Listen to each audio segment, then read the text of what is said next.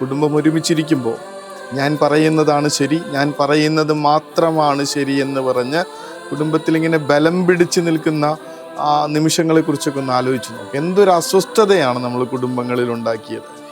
കണ്ണിൻ്റെ കാഴ്ച തെളിയാൻ വേണ്ടി പ്രാർത്ഥിക്കേണ്ട ദിവസമാണിത്. ശരിക്കും വെളിപാട് പുസ്തകത്തിൽ അങ്ങനെ ഒരു പ്രാർത്ഥന കാണുന്നുണ്ട്. കർത്താവേ, അങ്ങയുടെ സ്നേഹത്തിൻ്റെ അഞ്ജനം കൊണ്ടെൻ്റെ മെഴി എഴുതണമേ. വലിയ പ്രാർത്ഥനയാണ്.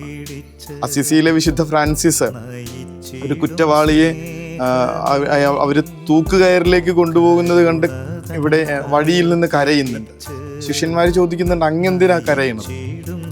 അദ്ദേഹം പറയും, ഞാനായിരുന്നു ആ കുറ്റവാളിയുടെ ഭാഗത്തെങ്കിൽ, ഞാനായിരുന്നു അവനെങ്കിൽ ഞാൻ ഇതിനേക്കാൾ വലിയ പാതകങ്ങൾ ചെയ്താൽ.